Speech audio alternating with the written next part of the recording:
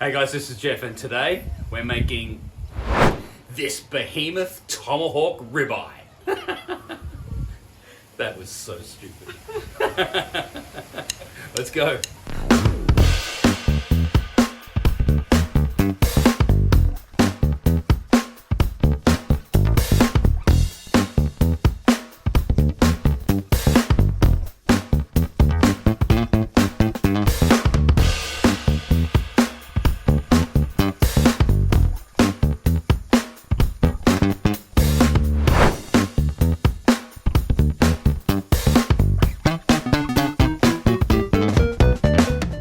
So today we're making tomahawk. I've teased it for a little while, finally got Yazzo over the line, so we're having tomahawk, which is awesome.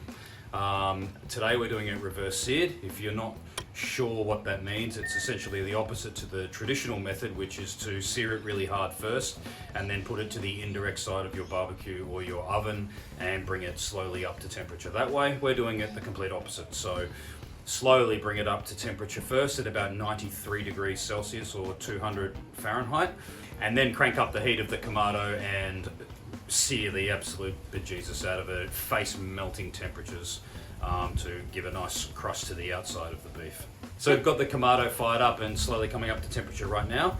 In actual fact, it's probably already there, so we need to go and check that to make sure we don't overshoot. So we need to prepare the beef, and essentially that's just a little bit of seasoning. So let's go and crack on with that. Okay, so preparing the beef. We have this magnificent piece of beef right here. This spectacular piece of Angus tomahawk ribeye. And all we're really going to do with that is rub with a little bit of olive oil and some salt and pepper and a little bit of garlic powder. We don't want to overdo the seasoning, we want the beef to shine, so keeping it very simple today. So just a touch, very tiny little bit of olive oil. Don't need much. Both sides. Tiny little bit.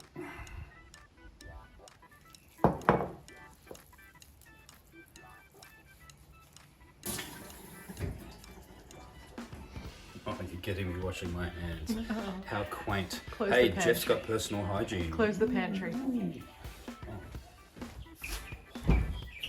Stop. Stop it, Jeff. Why are you using a timber board? Because it looks f***ing pretty. It does, but It looks way prettier than it's leaching the into bloody the red timbers. thing. Leaching. So a little bit of salt and pepper. Be liberal. It's a massive hunk of beef, and it can take it. That's the bit I'm eating. Only just that. Yazzo doesn't like fat bits. Ugh. That's fine. Fat equals flavour. If you get chunky bits of fat after you finish cooking it, don't eat it. Put it on the side. Or if you're like me, eat some of it. Or a bit of it.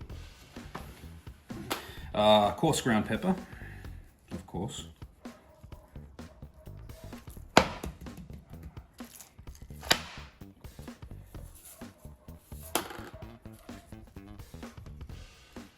Yes. Bit on the edges. Nice. If this was a steak without the bone, would this be Scotch? Yeah, so in Australia, we call it Scotch fillet. When you have the normal steak kind of cut, you know, the supermarket thickness that you buy. But essentially in Australia, Scotch fillet ribeye off the bone is exactly the same thing. We tend to call it ribeye when it's on the bone and Scotch fillet when it's off the bone, which is just so stupid. I mean, why don't we all call it the same bloody things in the US and here and in Europe and whatever. The cuts of meat we all call very different things. Sirloin and New York strip versus porterhouse. Porterhouse when it's on the bone and it's only one side and missing the fillet and blah, blah, blah. It's a nightmare to understand it all when you're looking at recipes. Anyway. Okay, just quickly, who cut your hair? Okay. Yazzo has given me an ISO haircut. Yes, it did turn out reasonably well, and I'm not embarrassed to be in front of the camera with my ISO hair. So thank you, Yazzo. You're welcome, Jeff. Do you want to go on the camera and show everybody your hair? No, because unlike you, I don't have someone to give me an ISO haircut. Garlic powder. Whoa, whoa, whoa. That's good. That's a solid amount. Other side. Beautiful. Kamado is still coming up to temperature. Essentially, that's it for this. Easiest recipe ever. We are going to have a drink and wait for the Kamado to get to 200F, 93C, and then we're going to chuck this bad boy on. Cheers. Okay, we're ready to go. Kamado is up to 90 degrees Celsius or 200 Fahrenheit. We've got a thermometer inserted into the beef just here. You can see that's inserted into the thickest part. And we've set up for a 2-zone cook process today. Come on in. So essentially we're going to roast the tomahawk here until it reaches about 30 degrees Celsius internally. Technical issue. We realized later that when we were getting to edit this, that while I was explaining it, the video stopped recording somehow. Well, that's it. We're at where we're at. So what I was trying to explain was that we are going to cook the meat roasted indirect, so no coals hitting the meat at all directly until it reaches 30 degrees Celsius internally. We are then going to give it a flip and cook it until it reaches 50 degrees Celsius internally, which is a rare temperature for the beef. Then we're going to give it a rest, fire up the Kamado Joe to a blazing hot, face melting temp, sear it on both sides for 90 seconds, which will bring it up to a medium rare and also give it a nice crust on the outside. That's essentially what we call reverse sear, because we're doing the sear part at the end. The reason I prefer this particular method is, hopefully, as you'll see in the end product, is that you get a nice even edge to edge pink rather than the browny grey edges that kind of gradually become pink. Buttery, soft texture, very juicy finish. That's why I like it. Anyway, apologies for the interruption. Let's get back to the cooking.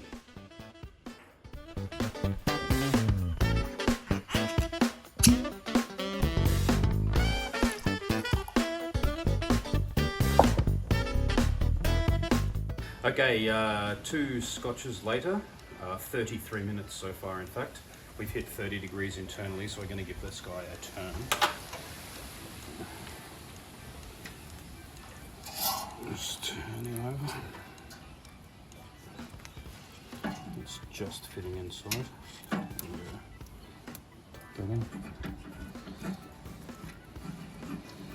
Alright, that does that. So we're going to cook this until it is rare, so 50 degrees Celsius internally, and then we're going to give it a little rest and we'll fire up the Joe to crust the outside. Looking forward to it. We'll be back then.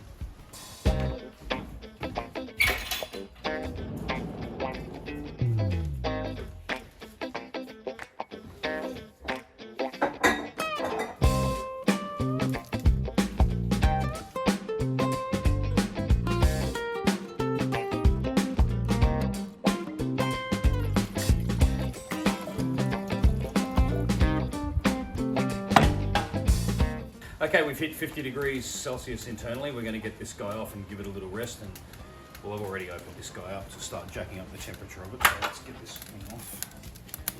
Ooh, yeah. Take the probe out.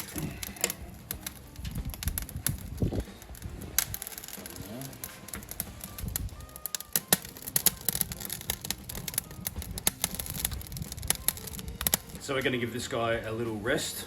I've opened up the Kamado fully here to jack up the temperature to about somewhere around 600 Fahrenheit, 325-ish Celsius to get a nice hard and a very quick sear on the tomahawk. So we'll be back shortly. All right, we're nearly at 350 degrees in here, so let's get this. Woo! Let's get this guy on.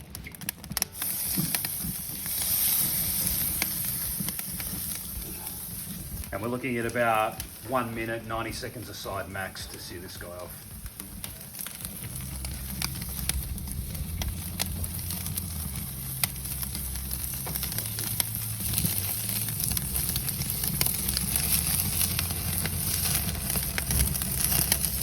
All right, this guy a quick turn. Yeah, baby.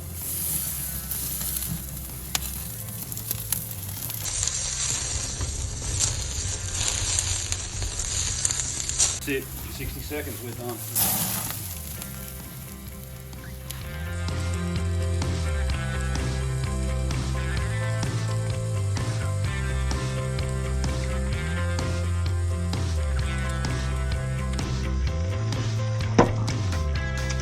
Fucking hell, man. Just start yapping.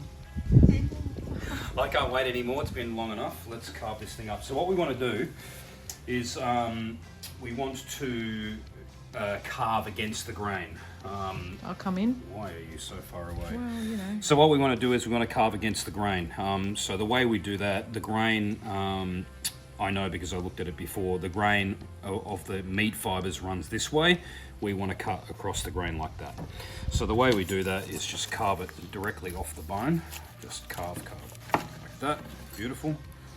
Set that aside for a man platter. And we'll do the obligatory cut through the middle to see how we did.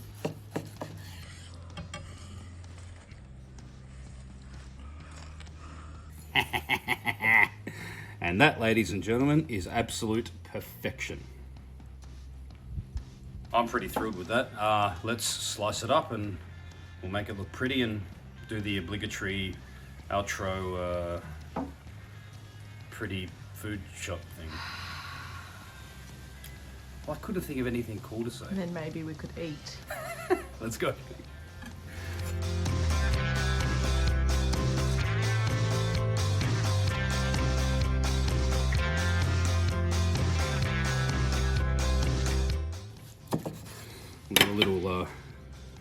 Little camera taste up. I love the end bits. Cheers.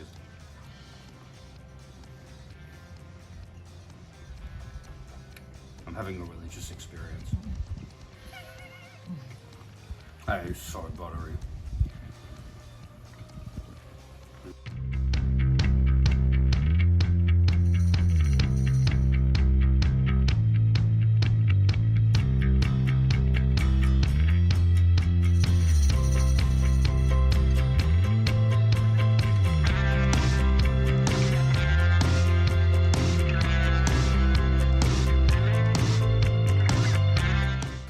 Thanks for watching, guys. Really appreciate it. As usual, please like and subscribe if you like the video, and we'll see you on the next one. See ya.